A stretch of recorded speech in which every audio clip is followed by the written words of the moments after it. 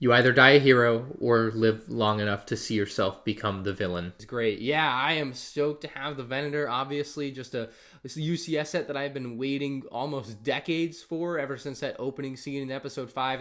The Republic gunship is a set from the original trilogy, and I had Ahsoka episode 5 on the mind, and when I went to say episode 3, my head was like, episode 5 was so great. Episode 5 must be what I'm thinking of, and I said 5 instead of 3, and I can't believe it. Anyway, if I was Lego, I would probably delete the video and never talk about it again, but, you know, I think it was a pretty good laugh. So welcome to Ask MandR episode 284 of the series where I answer your questions. If you have a question for next episode, make sure you leave in the comments section below and hit the like button if you liked Ahsoka episode 6 with Thrawn.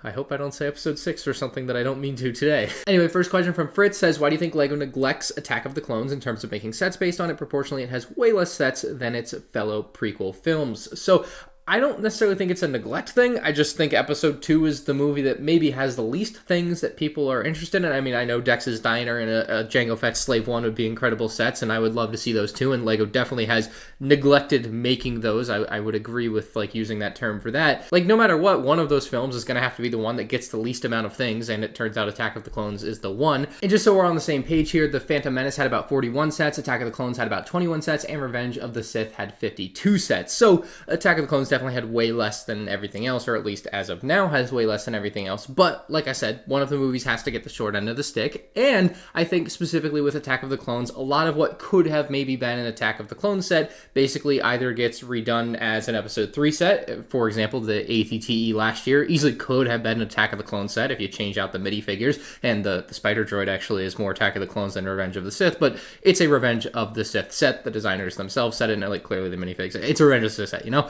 But if that ATTE had Phase 1 clones, it probably would have been an episode 2 set. But even more stuff that would have been Attack of the Clones basically has been done as a Clone Wars set. So we see sets like the 2012 Geonosian Canon. That gets done as a Clone Wars set. Count Dooku's Solar Sailor was done as a Clone Wars set. The 2008 ATTE and Republic Gunship both done as Clone Wars sets instead of episode 2 sets, or episode 3 sets, I suppose you could have done those as. But obviously the animated Clone Wars show came in and took a lot of that away. The Geonosian Starfighter, when it was redone in 2011, was done as a Clone Wars set instead of an episode 2 set. So you kind of see the point here where a lot of what would have maybe been Attack of the Clones gets redone as other things. But there are still ample opportunities to see other things from Attack of the Clones, like the Geonosis Arena, the Droid Factory, and obviously Jango Fett's Slave 1 and Dex's Diner I mentioned earlier. Like, all of these things would be great, but I think it might just be the worst prequel movie, and that's probably another big part of the reason why. So I don't read too much into that specifically, but just to kind of give a little reason to why I think it is that way. Next question from Rogue Padawan says, having seen the battle-damaged Chimera in episode 6, do you think it could be a candidate for a MIDI scale for 2024, or perhaps even a playset? So I'm even more in the playset category now for 2024 for a Thrawn Star Destroyer, and having seen it obviously in episode 6, it looked fantastic, even better, I think. I don't know about better. Like, it looked super dope with the gold accents on it. Like, I think that's going to be really cool to see translated into a Lego Star Wars playset. I guess I'm talking like it's definitely going to happen, but like, come on. Like, they're going to pass up that opportunity. Like, they're definitely making Thrawn Star Destroyer, right? So I assume we get Thrawn. I assume we get Enoch. I think that's the way you pronounce his name. I don't know. He's the super cool guy with the gold, like, Roman Empire kind of armor. I'm sure we'll get a couple different variants of, like, the dead or undead stormtroopers, and hopefully maybe the godmother, I can't remember, the grandmother, what's her, the Grand Witch, I can't remember what he called her. I think LEGO will also make really good use of the drum lacquered gold color that they have with a set like this. Fingers crossed they do, at least. Like, it would look so cool. So Thrawn Star Destroyer is just like really high on my current wish list. Next question from Enigma Champ says, how is cleaning out the storage locker? Is it still a mess, or are you nearly done moving everything out? So just the other day I went back to my parents' house in Melbourne, and I brought home another carload of Obi-Wan Kenobi versus Darth Vader duel sets basically out of the storage unit, and that was about it. So yeah, it's a slow process. The storage unit is still pretty full, and it's still costing me $320 a month, and sour topic. One Stud Two Bricks says, what do you think of our chances to see more Master Builder Series sets in the coming years, given we haven't gotten one since 2020? And of course, it's been 3 years since then. Historically, at least throughout the last decade, they didn't usually take 3 years between them. I guess the Ewok Village and the Hoth set were 3 years in between when they came out, but then Hoth and Cloud City were 2 years, and then Cloud City and Mos Eisley were 2 more years. Going into 2024, we are over 3 years since the last Master Builder Series set, and likely we will not see one in 2024 because we already know in May we're going to be seeing the UCS TIE Interceptor, and we've also had the Jabba's Sail Barge leaked. So there's not really room for a Master Builder Series set in 2024 either, which really points to 2025 as the earliest we will see another Master Builder Series set, which is unfortunate, but I have a couple theories as to why. I think Mos Eisley Cantina is just selling really, really well, and they see no reason to put out something that would probably take sales away from it as like a competing Master Builder Series set. Like, it's probably gonna be Endor whenever they get around to it. I just can't imagine it being anything but Endor. So I think the sales of Mos Eisley are part of the reason why, because the other Master Builder Series sets historically have not been available as long as the Mos Eisley Cantina, and in fact, it's not even supposed to retire this year. It's supposed to be available for at least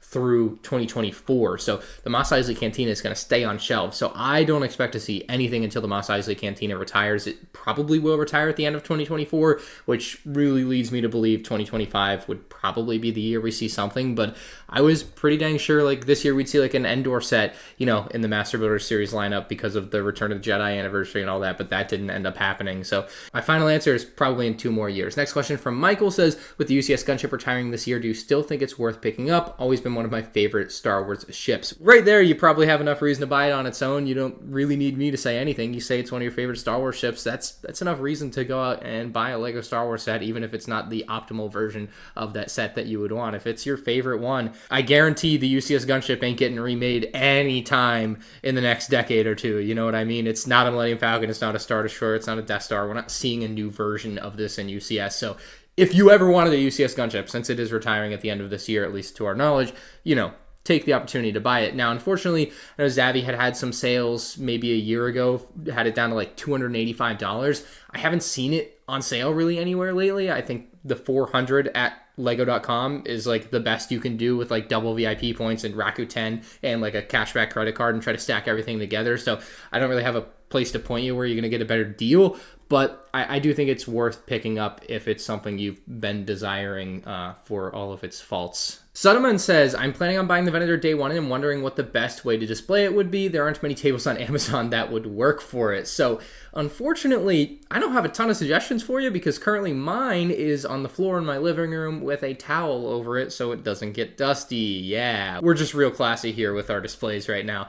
I think you could probably mount it. I've had a lot of people ask me if I think you could mount the Venator, and I honestly think the structure and the stand and everything is going to be strong enough to facilitate that. So if that's something you're into, maybe that's a route you go down, but I have zero like idea how that would work or how you would do it. I feel like it's strong enough to be able to do it. I'm hoping one of those Lego case companies comes out with a pretty good case for it, and that's probably what I'll end up buying for it. I just would love to have something that it actually fits in, because it's not going to fit in like the shelves behind me or anything, you know, so it needs its own specific case that was built to like have enough space in it. Otherwise, you could always go out and get a table like this from Costco. This is like a Trinity 48 by 24 workbench, and it would do the job, albeit maybe like a little too industrial looking for your room. I don't know. But I just want to say, if you end up buying the UCS Venator and you have a cool display idea, throw it on my subreddit, MandRproductions, and that way everyone can just have a place where they can see how people are displaying their Venators and maybe get some ideas or bounce ideas off each other. I just think that would be a good thing to do for everyone. So if you do end up buying it and you have a good idea, throw it on there with like a link to whatever you bought, and that would help everyone out, I think. And I did get a lot of UCS Venator questions this week, and I was like, why am I getting so many questions? This has been like 2 weeks now, and I'm like, it's also like the set that people have wanted for 20 years, so it seems about right that we talk about it for a while, because the next question is about the UCS Venator from Juice Schooley. He says, do you think the UCS Venator will be available in other stores other than Lego, or will it be exclusive to Lego stores? So the way that UCS sets and Master Builder Series sets and direct-to-consumer D2C is kind of the catch-all term for things like that work, is that a set like this will be exclusive to Lego stores and Lego.com for the first, I believe, 3 to 6 months of its existence. The period, I think, is different depending on the set, but I am pretty sure it's 3 or 6 months. So if you want the set on launch day, it's not going to be available anywhere else, but if you're waiting out for it to maybe be on sale through another retailer and at a good discount, which is like a total coin flip, we don't know if it will ever be discounted, you know, but the possibility of that happening won't be for another 3 or 6 months. And at that, some of these UCS sets can become exclusive to another store, basically. So like Lego will still sell it, but then Target will carry it, but no other stores will carry it that aren't Target, you know. DX says, I thought Lego said they wouldn't put high demand figures behind price walls, but now Rex is in the UCS Venator. Do you think Lego no longer shares this belief, or that we will get a new Rex soon? So I think two things. One, Lego does no longer hold that belief, and two, I'm pretty sure we're going to get Rex in a cheaper set. Now, I do think it was ridiculous of Lego in 2021 when they said we won't put exclusive minifigures in expensive sets, because they clearly had been doing that for a long time, and they clearly were going to continue to do that in other themes and other sets, and there was no way they would be able to stand up to that statement. It was a bad thing for them to go out and say. And to say it during, of all things, a fan vote where people specifically asked for Lego to give them that figure, albeit in an expensive set. They just wanted the figure to exist, whether it's in an expensive set or not. It didn't exist before, and this was an opportunity to get them to make it, and that's why people wanted Phase 2 Cody and the gunship, right? And so when Lego didn't do that, and people were obviously unhappy that they weren't following through with the fan requests, Lego just said, we don't put expensive minifigures or exclusive minifigures in expensive sets because that's not fair. Which, like, yeah, if you want to be like super fair and wholesome, that's great, but you're a company trying to make money. That just doesn't make any sense. And so they have completely gone back on that. In the instructions of the Venator, they did say Rex and Yularen are exclusive to the Venator, but the term exclusive is really referring to the version of the character, because obviously there's been Rex in other sets in the past, cheaper sets at that, as cheap as $25 in fact, right? So it's not like Lego probably intends to always keep Rex only in a $600 set. So I do find it interesting. It's been like a lot of talk about paywalling and not paywalling, and I think everything is a paywall, and that's why I thought Lego's original statement was ridiculous, because at what, you know, line of demarcation do you consider to be fair versus unfair to be an obtainable item as a Lego figure? Whether is it $160 with Moff Gideon, right? Or is it $600 with Captain Rex? And of course, as Lego has put a very, very sought after figure in a very, very expensive set, there has been an opposite, you know, backlash to it. Now there are different people saying, oh, you know, this isn't fair that we have this exclusive figure in a very expensive set that I want to buy, but I don't have $600. So the people on Reddit will sit there and say, Lego can never win. There are always people complaining one way or the other. And it's like, no, it's clearly two groups of people. There's always going to be two groups of people. One that's one side and one that's the other side. And when one's having a good time, the other's not. The other side's going to be vocal and the other's not going to be vocal. So like,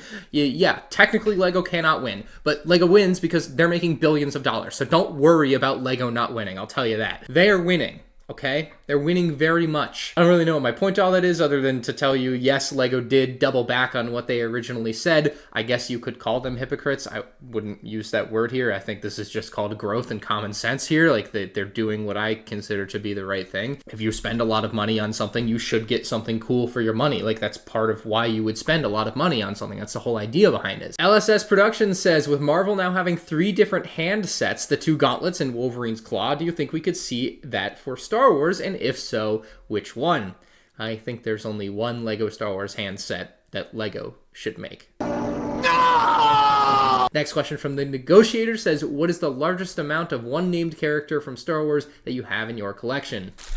Luke Skywalker. Definitely Luke Skywalker. Rhino's Brick says, what are your thoughts on people getting access to the new Captain Rex minifigure in large volume before release? It seems that some way, somehow, a lot of new Lego Star Wars and other theme figures leak from the factory and make their way out into the world prior to release and are being sold by sellers. I know Rhino's Bricks from Whatnot specifically, but this is not a Whatnot issue. It's not Whatnot's fault. Whatnot is just one of the vessels through which people sell these items. It's being sold everywhere. It permeates through anything other than maybe Bricklink, because Lego, is a little bit tighter with that. But my theory is essentially these minifigs seem to be stolen, probably, like at least at first. Like the people that you probably see selling them definitely paid for them. Like whoever they bought them from, or the person they bought them from, who bought them from, they may have fallen off a truck from their origin. And I'll tell you what, as someone who sells on Whatnot now, obviously for the last year and a half, with all these figures pre-release that are leaking out there now, I saw people with hundreds and hundreds of Fox minifigures and hundreds of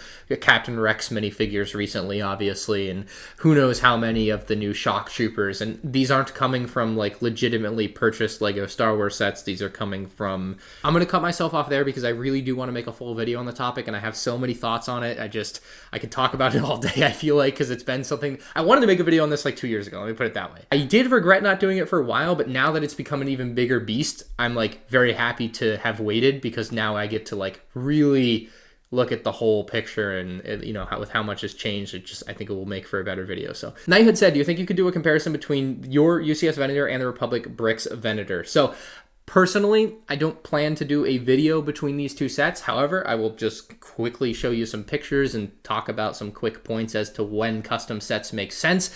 The Republic Bricks Venator, I believe, did cost $700 or does cost $700, and the Lego one costs $650. So you obviously shouldn't buy the custom one unless for whatever reason you really, really, really like the custom one's design, and it's a good set. I did like having it on display for a long time, but typically when Lego comes out with sets, I never recommend buying a custom version of whatever Lego has put out, be it because the price is significantly cheaper when it comes to Lego, or at least better bang for your buck. Obviously $50 cheaper isn't significantly cheaper, but you're just getting more for your money. With the Lego set, it's way larger, way more detailed perhaps. Maybe you prefer the look, maybe you don't, but you'd still rather just buy the official Lego kit because you know what you're getting. Obviously with Republic Bricks, sometimes you got a few missing parts, you might have some used parts that aren't necessarily the cleanest, and that's been my experience over the years, even though he sponsors the channel, and I'm obviously very appreciative of that. I've always obviously been very honest with the experience that I've had with the product. But yeah, if you're asking for a comparison out of the interest of like buying one over the other, I'm going to tell you to buy the Lego one every day of the week and twice on Sunday, especially with this Venator. I think Lego's Venator build is phenomenal and $50 cheaper than the Republic Bricks one. But anyway, if you weren't looking for like a purchasing decision, enjoy the pictures that you were able to see there, and maybe I'll make a YouTube short comparison, but at this time, I'm not currently working on anything. Boogie says, do you ever wake up in a cold sweat realizing that we've never had a Naboo Royal Starship and get depressed because even if we did, there's no way it could use all metallic silver? You know, I've always seen this custom one on Brickshelf. I think I brought it up before.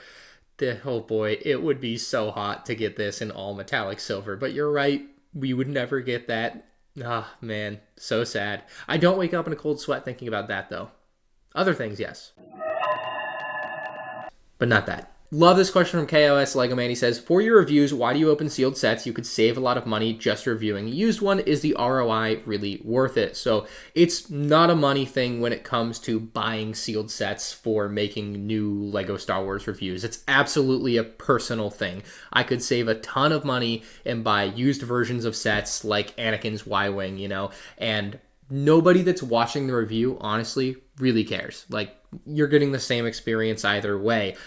But I care. I want it to be like that fresh, you know, box experience. I want you to be able to see those bags come out of the box. What was it like? What was the sticker sheet like, you know? Does it smell kind of funny? Okay, maybe I don't talk about the smell very often, but, you know, I think there is that nice ambiance that it adds to my reviews when I'm opening a classic set, and you get to be able to see that and kind of re-experience that if that was something you wanted. It also makes sure they match all of my more modern set reviews. But the biggest reason why I buy sealed sets to make reviews of is because it's for my collection. Like, the reviews are great. Like, I love making the reviews, but like, I'm still a collector at heart, man. These are for me. Like, don't get it twisted. These are for me. Sure, I could have saved like $400 by buying this used instead of brand new sealed in the box a couple years ago, but I wanted a clean, brand new one. And I've been afforded an amazing ability to be able to buy things like that for the channel and make content on it, and like then be able to like put it on the display dust free, you know? And so like the other aspect of that is when I go to do a comparison on a newer version of a thing, right? So basically the Coruscant Guard gunship just came out, and this came out in 2002, and I want to do a side-by-side comparison. Well, I don't have like a crusty old 2002 Republic gunship that I'm comparing my brand new shiny Coruscant Guard gunship to. It's like, you know, both shiny, brand new, out of the box condition. And I really like being able to do that. And I think it makes the videos better. It's cleaner to look at. Like when I zoom, especially with like how high quality the cameras have become, you know, in recent years, like when you zoom in on a thing and it's just like really crisp, you don't want to see a bunch of dirt and grime and dust on my gunship. You want to see that clean Lego logo and the bricks. And so I think of that as part of it too. So, you know, it's partially because I just think it's better for the videos, and I really do think it is. And it's also like half because I'm a collector that really, really wants clean Lego sets in my collection. And so, yeah, I guess on a business level, I would definitely increase my profits by just buying used sets instead of brand new sealed and box sets when it comes to older things like this. But sometimes it's just not about every last penny. It's about having the cool thing you want. So, yeah, Hopefully that explains why. Crazy Dog says, are you able to sell empty boxes of retired Lego sets on eBay? You can absolutely sell your empty boxes of retired Lego sets on eBay, or even unretired Lego sets, although their value may be like nil. But when it comes to retired sets, some of the boxes are rather expensive, like the Republic dropship with AT-OT. Over the last 6 months, the average sale is like $170 just for the box of the set. That's almost the retail price of the set originally. Last summer, I bought this box, empty box for Cloud City for $200. I'm gonna need to sit down. I'm gonna need everyone to sit down for this one. There's currently one listing on Bricklink for $979. Box only. $979. More importantly, there have been 3 sales in the last 6 months, averaging $906 per box. That's insane. I'm so glad I bought this when I did. Am I gonna have to get a case just for this box? Like, honestly, that's so ridiculous. That's so ridiculous. Literally like $1,000 in my hand, and it shouldn't be. That's 10 times the retail price, just in case you're wondering. So yeah, all the people that made fun of me for keeping my boxes, joke's on you. I now have $1,000. Anyway, if you guys enjoyed, please hit the like button. If you have a question for next week's episode, leave in the comments section below. And make sure you subscribe so you don't miss my future LEGO Star Wars videos. See ya!